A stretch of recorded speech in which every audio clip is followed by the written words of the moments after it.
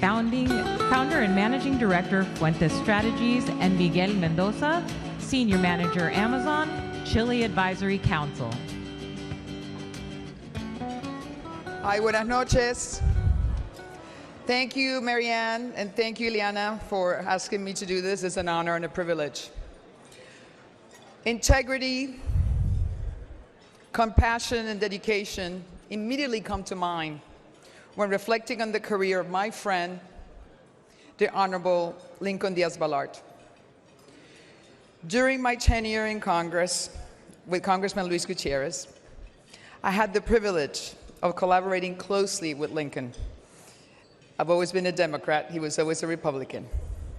And his exceptional team on immigration, foreign affairs, and numerous other challenges facing our communities. Through our offices serve different constituencies, ours in Illinois and his in Florida, Lincoln never recognized district boundaries when addressing fundamental issues like human rights, the rule of law, and creating opportunities for children, particularly those from immigrant communities. It comes as no surprise that Lincoln established a nonprofit organization dedicated to fostering bipartisanship and developing future leaders. His vision has always extended beyond partisan politics to the greater good. Tonight, we honor the Honorable Lincoln Diaz-Balart and express our profound gratitude for his distinguished public service, inspirational leadership, and unwavering commitment to our shared values. On a personal note,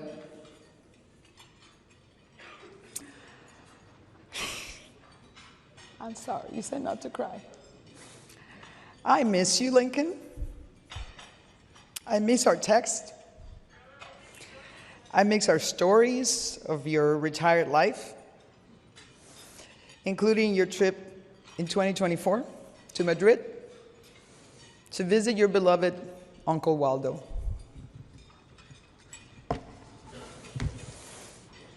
Who is now with you. And to honor the way we always wrapped our text, which he always did, te quiero, tu amigo, el DB, te quiero, tu amiga, JF.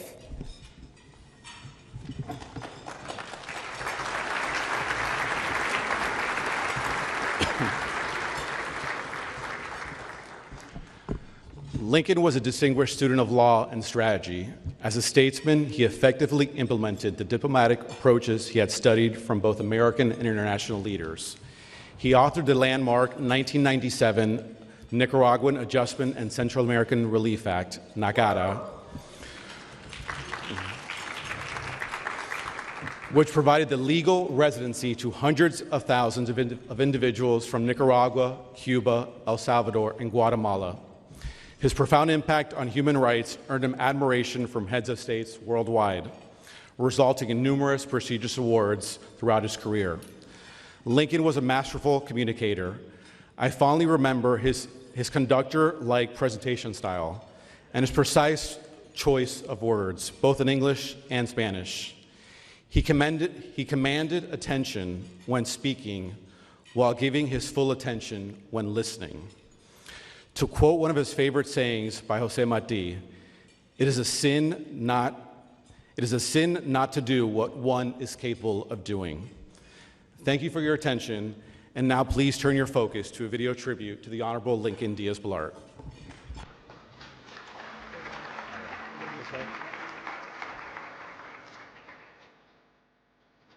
Through his vision and leadership, former Congressman Lincoln Diaz-Balart has guided Chile in its mission to advance our community's diversity of thought while preparing young Hispanics to become the leaders of tomorrow. I'm sure you've realized the uniqueness of Chile. You know, we're the only bipartisan game in town. Doing something for the right reason being service. Not to serve yourself, but to serve others.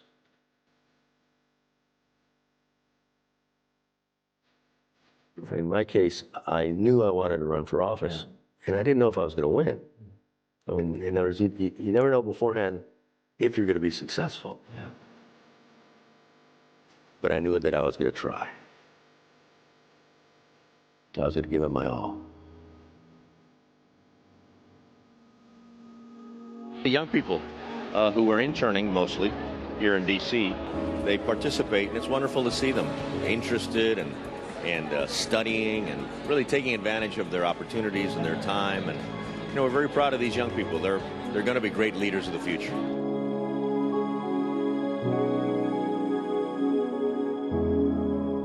I thank Marianne Gomez and staff of Chile for their hard work. I thank each and every one of you for being a part of this important day. Thank you.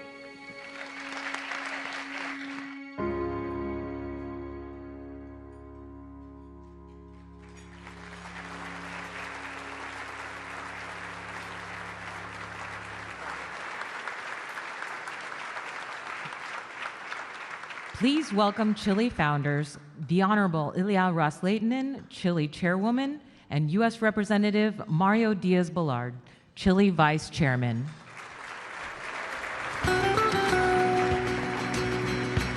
Thank you so much. What an honor for the Congressional Hispanic Leadership Institute to recognize our Secretary of State, Marco Rubio, with the Chile Lifetime Achievement Award. It's all over, Marco. This is the lifetime.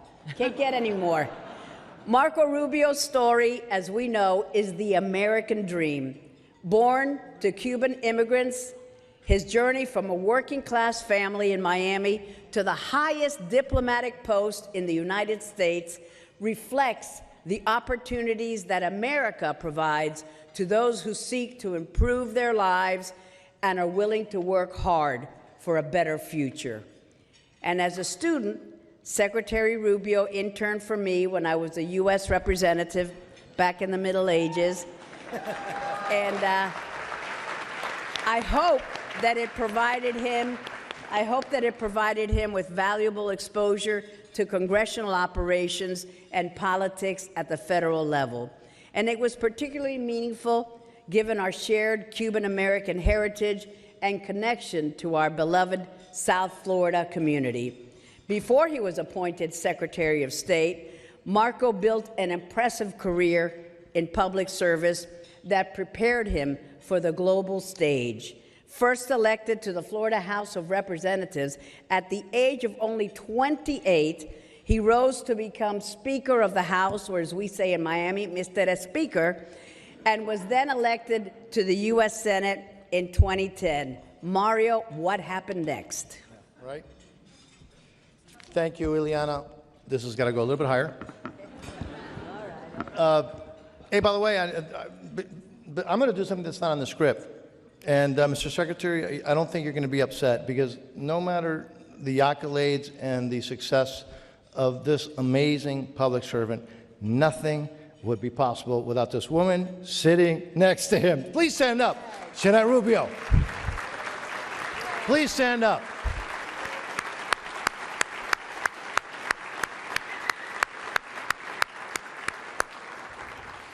Thank you, Diana. In Secretary Rubio, America has a diplomat who brings a deep understanding of international affairs and a perspective on America's role in the world, that crucial role in the world. And Secretary Rubio has brought a distinctive style to American diplomacy, one that combines principled advocacy with pragmatic engagement. Secretary Rubio is fluent in Spanish and deeply versed in the histories and the cultures of many regions. He has connected with foreign audiences in ways that frankly transcend diplomatic exchanges, those traditional diplomatic exchanges. He has distinguished himself, Ileana, as a leading voice on foreign policy, serving on the Senate Foreign Relations Committee and the Select Committee on Intelligence, as well as the Senate Appropriations Committee, the most important committee in Congress, as you all know, and also on the Small Business and Entrepreneurship. Secretary Rubio has demonstrated his resilience, his adaptability, that have really made and symbolize and characterize his career. He understands that American leadership remains indispensable in this world, not as an imposition, but as an invitation to build a world that reflects our shared values of freedom, democracy, and human dignity. So again, please join us in presenting the CHLI Lifetime Leadership Award to, yes, one who is an amazing public servant, but as those of us that have had the privilege, the honor of knowing and working with him, a model public servant, our Secretary of State, the Secretary of State, Secretary Marco Rubio.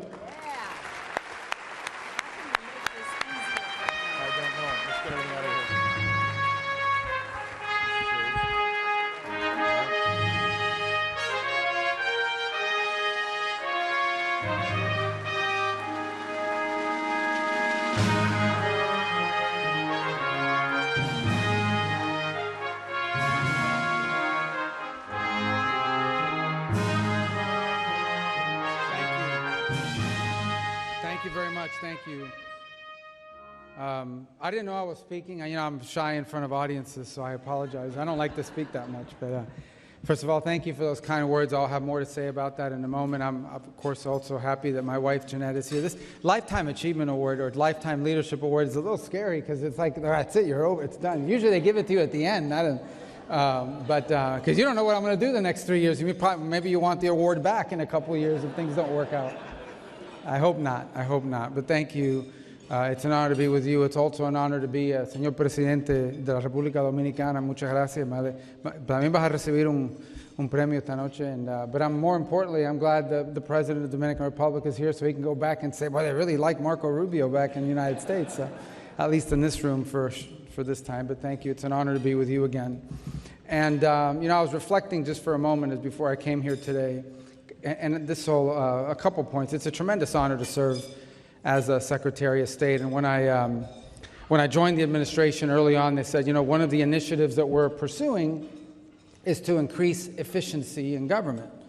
In essence, they want to be able to do more while, spending less or putting less. And for example, they said, one of the things we want you to look at is consolidation. Can you take, for example, what today are 4 jobs and just give them all to one person? And I said, that sounds like a great idea. We need to do that all across the government. Little did I know they just meant me. But it is an honor to be here tonight on behalf of the National Archives to speak to all of you. And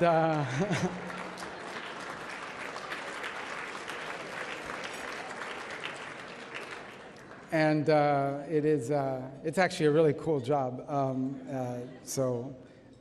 Anyways. I think back, and though there's still more work to do, at sort of the road that brings me to this point, and even watching that short, brief video a moment ago about Lincoln reminded me of things. So maybe it'll make sense to you at the end. I want to share the story with you. I always had an interest in politics and global affairs, and people say, well, what is this interest you've always had in foreign policy and in international relations? And I'm like, you've obviously never been to Miami, and where... foreign policy is domestic policy on a daily basis. But I always had an interest in public. So, listen, I'm not going to lie to you and tell you I had some master plan where I was going to start at the City Commission in West Miami and 20 or 30 years later wind up as Secretary of State. But I always had an interest in it. So when I was a college student, as Congresswoman Ross Lane and Ziliana just pointed out a moment ago, one of the things I wanted to do is get involved in the political process. So I literally, at that time, we had these things called hardline telephones that you would pick up and call. It wasn't an email system. And I called my congresswoman in fact, she had just been elected in a special election. The first vote I ever cast was for Ileana Ros-Lehtinen. It was an election in 1989. So in 1991, I called her office and I inquired about there was an internship program, and they said, well, come in, talk to us. I ended up finding out I may have been either your first or your second intern, but it was a nascent internship program. And it was in the local office. It was in Blue Lagoon. Remember your Blue Lagoon office? And it was in Blue Lagoon that they burned down. Apparently, didn't it burn because somebody left the coffee maker on? Well after I was gone, and nothing to do with me. But and I started working there as an intern, and it was only for a few months, and it was very impactful. the first thing I learned just being there, because it's interesting, I guarantee you many of you have done internships or been involved. There's like the TV version of public service, right, and the glamour, and then there's the actual nuts and bolts of it. And literally the nuts and bolts of the office was people would write letters, constituent letters. And back then there wasn't like some form letter. They would respond to each one of them individually. So part of the intern's job was to go through all these emails. And Congresswoman Ros-Lehtinen would read all these letters. She would read them all. It's a really unbelievable thing to watch. I will confess now, I had never read all the letters. I mean, I couldn't, you know. Now it's too easy to email, so you get 1,000 emails to save a bald eagle, or 50,000 emails from somebody with a campaign to save a bear or something. But back in that time, people had to put a stamp and send it to you, but nonetheless, it was a lot of mail. And what I do recall is that she would come by the office, usually on Fridays because of the vote schedules, or maybe Mondays, and she'd pick up the stack of letters and with notes on them, respond this, say that, and leave behind, and then leave behind the stack of letters and take new ones. And I'm going to tell you a couple things that I learned from my time there that really were impactful years later.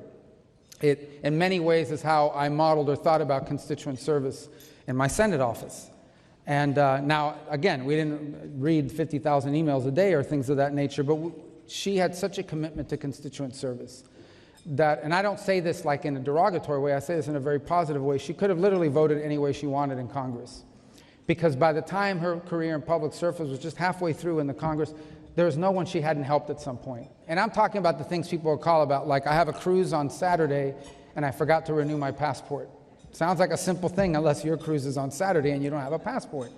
A lot of immigration things. I remember they were helping people find employment. Again, and I was only there a few months. And I learned so much from that experience, and it really impacted me. When I came back home in the summer of 1990, by the way, there's an interesting story. My wife at that time was my girlfriend. I had just met her, so I must, June, July that year. You don't even know this story. One of the first, you remember this? One of the first times I asked her, she went with me as a volunteer. I was a volunteer on a Saturday at a fundraiser. I'm just saying that, I'm sure the statute of limitations run out and whatever, but I wasn't a paid staffer. And as a volunteer at one of her, I actually even remember the fundraiser. I think it was the second anniversary of your 39th birthday. That's what they called it. Yeah. The second anniversary of her 39th birthday, or maybe the first anniversary of her 39th birthday. And my wife, my girlfriend at the time, sat at remember this? You had to do the name tags. In fact, I even remember, I think the guest was Olga Guillot. Do you remember that fundraiser? It was incredible. This was back in 1991. Okay, so I go back to college. I come back in the summer of 1992. And I said, you know what would be really cool is to work on a campaign. And so I drove to Hialeah, to this strip mall. There's Hialeah people everywhere. They're everywhere. Huh? Even at the Waldorf Astoria, there's people from Hialeah. It's unbelievable. There was this storefront in Hialeah, and I remember the thing I remember about it. It was in the shopping area where there was a place called Chico's. Remember Chico's? And on the other side of Chico's, don't tell me there's nobody here that went to Chico's, right? There was. All right. They're making it up. They didn't have the Chico's. And on the other side of that, in the top floor, was a campaign for a state senator named Lincoln Diaz-Balart. He was running for Congress. And I volunteered. I walked in. I met this young lady, Anna Carbonell. And I volunteered on that campaign, which he ultimately won. It was an interesting campaign. I remember he had a debate against Javier Soto, a great man. Remember this debate? And so this was a great campaign. And we got hit by a hurricane that year, right? Or shortly thereafter, and it impacted the elections and what have you. But nonetheless, so I worked this campaign. He gets elected to Congress. I go back to school. I graduated in 1993. And I decide I want to go to law school. I'm about to tell you a story which is true. I'm not making this up. I mean, it sounds like it's fake, but it's not fake.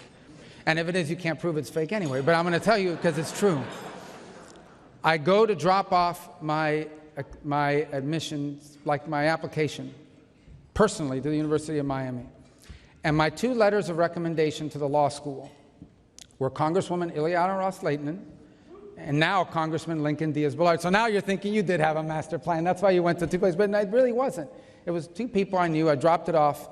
And when I get home, I get a phone call, and I had been admitted to the University of Miami Law School. Now, maybe the letters had something to do with it. I hope they did. In any event, I go to law school, and this begins in 1993, and time moves on. We interacted many times over those years in different capacities. I was just a law student. I got elected to the West Miami City Commission, and then I get elected to the Florida legislature, where I'm serving for a number of years. 2 years before I became Speaker, in 2004 to 2006, I got to serve in the Florida legislature, and there was a state senator who was serving in the state Senate. I think he was one of the first people to do this, but he decided now that term limits had removed him from the state Senate, he was going to run for the state House. And I thought, that's very peculiar, like you're a state senator, and now you're going to go back over to the state House. As it turns out, he was appointed the chairman of the redistricting committee to draw congressional districts, and then I figured it out, because that's why Mario Diaz-Balart came back to the state House. To draw districts. But I had a chance. We sat next to each other on the floor. And he was a huge influence on me. People say, what is the most important thing you learned from Mario Diaz-Balart? And you know the story I'm about to... So here's the story. The speaker, they always relied on him to carry some of the big bills in addition to his work gerrymandering his district. And I'm kidding. Is there media here? It was the old district. It's not the one now. I'm just saying. All right. And so in 2006, so they would come with him with all these bills, and they, you carried a bunch of bills, civil service reform. Now, I don't mean this as an insult. This is going to be a compliment. You have to let me finish the story, okay? Okay, you have to let me finish the story. But Mario knew nothing about these bills. He knew nothing about the details of the actual legislation. What he knew, remember but here's where the compliment is. They would, you stand up on the floor of the legislature and they would say, Representative Diaz-Balart, you're recognized to present your bill. And he would stand up and say, this bill is about civil service reform. Everybody knows what this is. It's time to vote. And so, some poor Democrat, usually, opposition party would stand up and say, the time for questions. Questions of the sponsor. And somebody would stand up and say, I have a question of the sponsor.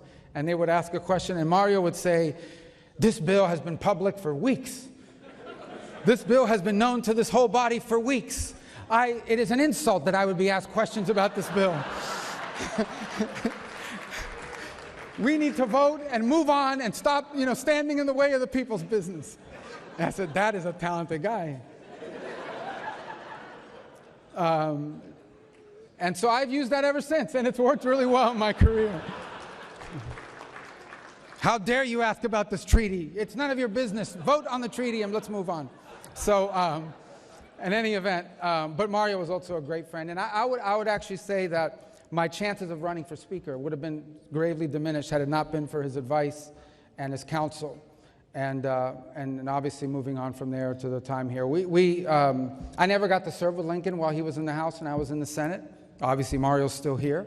And now we work very closely together because he happens to be the guy who does the appropriations for the foreign relations. But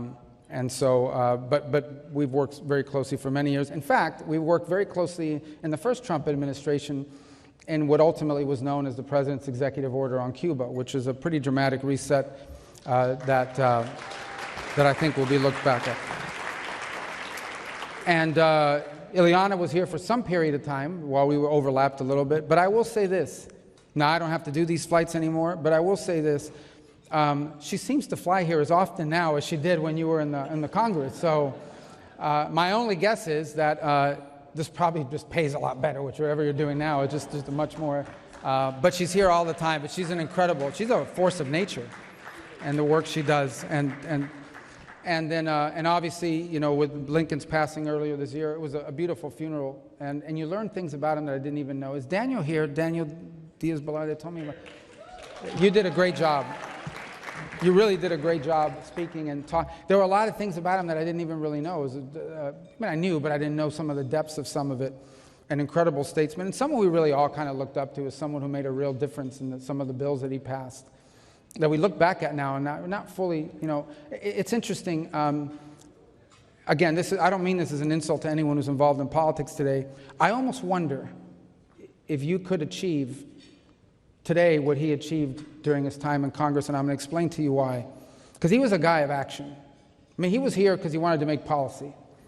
And I think today we've entered a political culture where sometimes what's rewarded is the celebrity. Can you post some provocative thing online? Can you get a 5-second clip that gets replayed on social media of you screaming at a witness?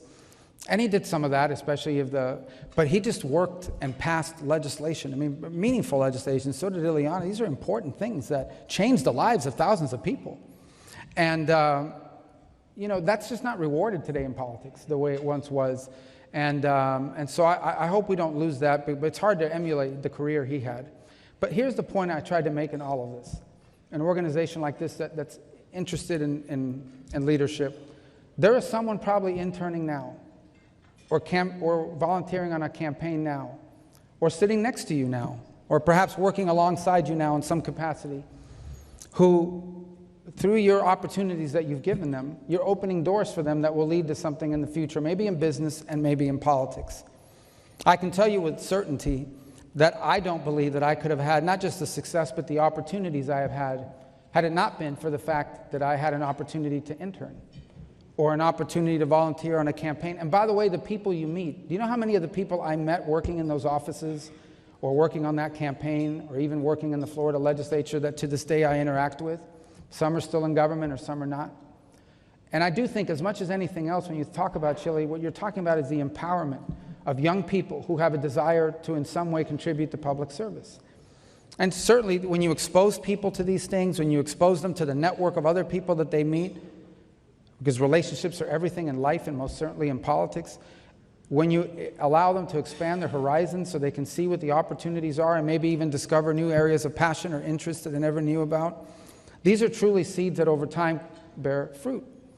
And so it's great to stand here. As I said, it's always flattering to receive an award and be recognized. You were Speaker, you were a member of the Senate, you were the chairman of this, you're now Secretary of State and the National Security Advisor and the acting archivist and the acting USAID director. So it's always great to, and the Surgeon General. No, I'm kidding, I'm not that. Nah. I wanted it. You get a uniform. Do you know you get a uniform if you're a Surgeon General? I wanted it, but they had given it away. You know what would be good is Library of Congress. That would be a good job. Acting librarian Mario Diaz-Balart. Do you want it? But all kidding aside, you can talk about this path someone took there, but I can just tell you these things were all made possible because Ileana Ros-Lehtinen and Lincoln Diaz-Balart and Mario Diaz-Balart, indirectly or directly, whether they realized it at the time or not, contributed to it, invested, created opportunities, and allowed someone to explore more opportunities down the road. And that doesn't escape me. And I take great pride even now when I run into someone who interned for me when I started in the Senate, or who now is doing great things, or someone who was a staff member of mine who's now doing great things. And usually, staff members that work for you, when they go do better things, one of two things, you can tell right away. Their clothes is a lot better because they're no longer work for you and they're making just like 5 times as much money. Or they're in charge of something. Some even maybe got elected to things or what have you. I actually take pride in that, and I think that's an incredible thing. But I don't think that's the part. I don't know if people fully appreciate the doors that were opened for people like me and so many others. Not because of those that, I don't want to say those that came before us, but who were in those positions before us. And I also want you to understand this about it, because I think this is very powerful and true. One of the things that allowed me as a young person to believe that it was possible for me to have these aspirations was because there were people sort of kind of came from the same background I did who were already in those positions. Because that was, 20 years before that, 15 years before that wasn't the case. But when you're a 23, 24-year-old young person growing up in Miami who aspires to one day serve in higher office, and you see someone who comes from your community and the same background that you came from, who now is in those positions, you know what it triggers in your brain? That I could do it too. If someone like me could be doing it now, I can do that in the future. And I think that's a very powerful thing that all of us have an obligation to continue to pass on. So I appreciate this award. I'm honored by it. But I would say the opportunities I've had in leadership as much as anything else, have been the result of what others empowered me to do, gave me the opportunity to do, whether they knew they were doing it at the time or not. And one of them was Lincoln Diaz-Balart, and two of them were Ileana Ros-Lehtinen and Mario Diaz-Balart. And I thank you for what you do every single year through this organization to empower more young people so that the next Archivist of the United States of America may be sitting in this audience right now. Thank you and God bless. Thank you.